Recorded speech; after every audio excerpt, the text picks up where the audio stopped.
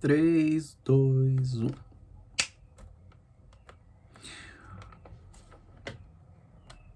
Três, dois, um. Você lembra o que são esses compostos? Bom, para explicar isso, podemos utilizar a teoria desses três grandes cientistas. 3, 2, 1. Para explicar isso, 3, 2, 1. E aí, você se lembra o que são esses compostos? Bom, para explicar isso, podemos utilizar a teoria destes grandes cientistas, onde uma teoria irá complementar a outra. Bom, vamos dar uma olhada aqui, primeiro, na teoria de Arrhenius, onde ele diz que temos a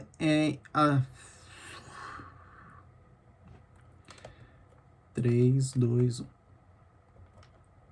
Vamos dar uma olhada primeiro na teoria de Arrhenius, onde, para ele, temos que a solução aquosa como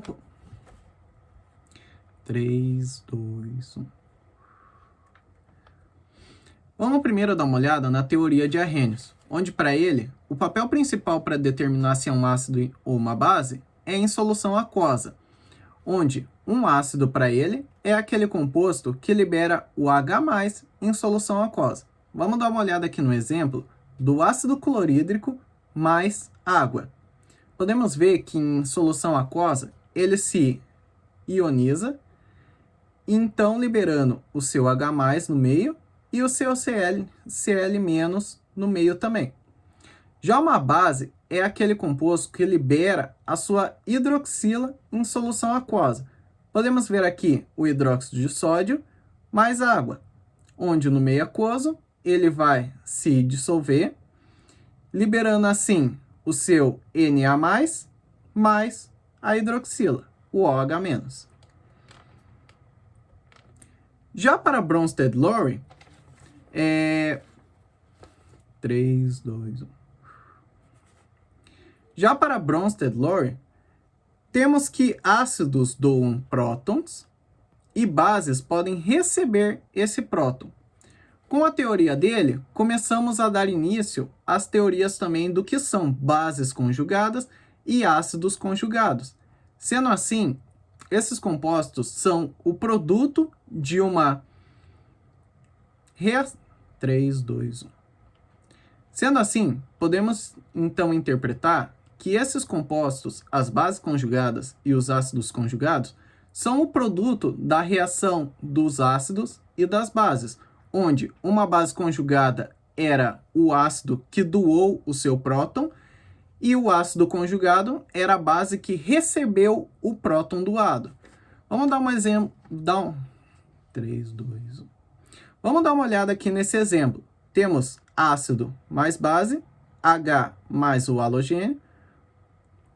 3, 2, 1. Vamos dar uma olhada nesse exemplo aqui.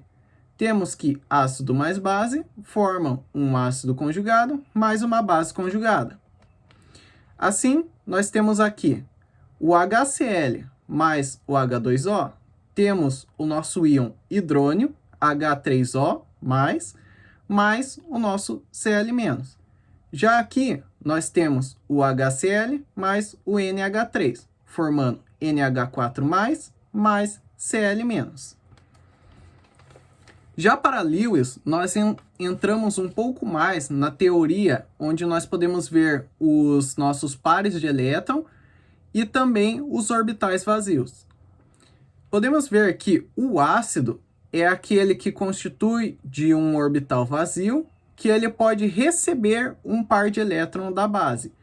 Assim, podemos ver aqui no produto que o par de elétron compartilhado se constitui no complexo ácido mais base, formando um complexo. Vamos dar uma olhada em um exemplo disso. Podemos ver aqui que nós temos o nosso bromo ligado a 3 flúors, onde esse bromo ele constitui aqui de um orbital vazio. Já aqui nós temos o nosso nitrogênio ligado a 3 hidrogênios. O hidrogênio ele tem um par de elétrons vazio aqui. onde numa reação entre os dois, o nosso nitrogênio vai doar o seu par de elétron para o bromo, que tem um orbital vazio, e assim fazendo uma ligação e se tornando esse complexo aqui. Ufa, bastante coisa para lembrar, né? Vamos dar uma resumida, então? Para arrênios, ácido é aquele que libera H+, em solução aquosa. A base é aquele que libera a hidroxila, OH-, em solução aquosa. Para Bronsted-Lowry, se a gente... 3, 2, 1... Ufa, bastante coisa, né? Que tal se a gente der uma resumida para ficar mais fácil de lembrar? Vamos lá, então. Para arrênios, nós temos que o ácido é aquele que libera H+ em solução aquosa, certo? A base é aquele que libera o OH- em solução aquosa.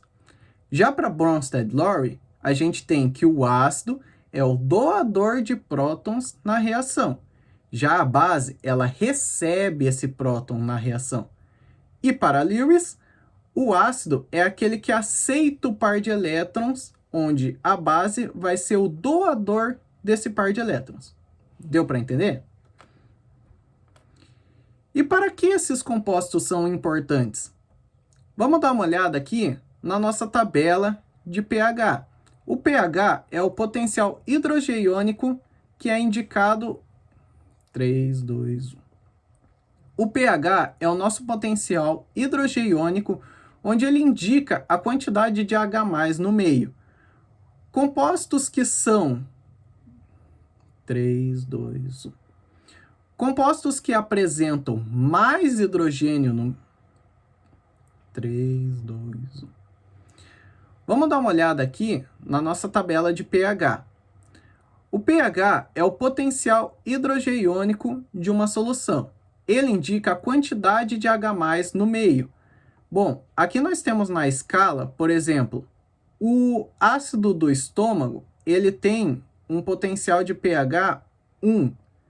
Já, por exemplo, aqui, o tomate, ele apresenta um pH 4. Sendo assim, o ácido do estômago, ele é mais ácido do que o ácido do tomate. Já aqui nós temos 7 como um número neutro, onde se apresenta a água que nós conhecemos. Já um pouco mais à frente, nós temos, por exemplo, os antiácidos, que são aqueles comprimidos, aqueles remédios que a gente toma quando está com um pouco de incômodo no nosso estômago. Aqui nós temos que ele pode apresentar um pH ali entre 10, e já, sabe quando o papai e a mamãe tá ali com a pia entupida e que usa algum produto para desentupir? Esse produto apresenta um pH bem elevado, sendo assim, bem básico. Como, por exemplo, a gente pode ver aqui nos limpadores de ralos. Bom, e se a gente der uma olhada, então, nas reações de neutralização, que são aquelas reações que ocorrem quando a gente tem uma reação entre um ácido e uma base. Podemos ver aqui que as reações de neutralização, elas vão formar água e sal. 3, 2, 1. Bom, aqui também a gente pode ver no nosso exemplo que um ácido mais uma base forma água e sal. A reação de neutralização, ela funciona desse modo. Vamos dar uma olhada no 3, 2, 1. E essas são 3, 2. E essa é uma breve explicação de como funciona a reação de neutralização. Bom, vamos dar uma olhada aqui nos nossos exemplos. Nós temos que 1 mol de HCl mais 1 mol de hidróxido de sódio forma 1 mol de NaCl mais 1 mol de H2. Já aqui, nós podemos ver que 1 mol de H2SO4, 3, 2, 1. Já aqui nós podemos ver que 1 mol de H2SO4 mais 2 mols de NaOH forma 1 mol de Na2SO4 mais 2 mols de H2O. Podemos ver isso porque a gente tem aqui 2 hidrogênios que vão reagir com um 3, 2, 1. Podemos ver aqui que isso acontece porque aqui a gente tem 2 hidrogênios que vão reagir com também 2, 3, 2, 1. Podemos ver aqui que a gente tem 2 hidrogênios que irão reagir com 2 moléculas de hidroxila. Bom, aqui a gente tem no nosso terceiro exemplo uma molécula orgânica reagindo com o nosso hidróxido de sódio. Temos aqui o C6H8O7 reagindo com 3 mols de NaOH. Esses 8... 3, 2, 1. Essas 8 moléculas aqui de hidrogênio irão reagir com essas 3 moléculas de OH-. Quando... 3, 2... Essas 8 moléculas de hidrogênio irão reagir com essas 3 moléculas de hidroxila, formando assim o nosso Na3C6H5O7 mais 3 moléculas de H2O. Bom, vamos dar uma olhada também o que são os hidrogênios ionizáveis. Bom, hidrogênio...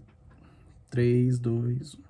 Bom, hidrogênios ionizáveis são aqueles átomos de hidrogênio que apresentam no ácido uma ligação polar, que quando interagem com a água são liberados como íon H+. Bom, aqui a gente pode ver no exemplo do ácido sulfúrico que os hidrogênios ionizáveis são aqueles que estão ligados ao oxigênio. Podemos ver aqui nessa ligação aqui e nessa daqui. Já aqui, nós temos que o hidrogênio ionizável é esse daqui, porque ele vai ter uma saída mais fácil, com menos gasto de energia, do que se liberar esse hidrogênio aqui, que está ligado ao carbono. Bom, a gente também tem um modo de classificar os ácidos, como por exemplo, pelo seu hidrogênio ionizável. Se um ácido pode... 3, 2, 1. Se um ácido pode ionizar um hidrogênio, ele é um monoácido. Se um ácido pode ionizar 2 hidrogênios, ele é um diácido. Agora, se um ácido pode ionizar 3 hidrogênios, ele é um triácido. E assim sucessivamente.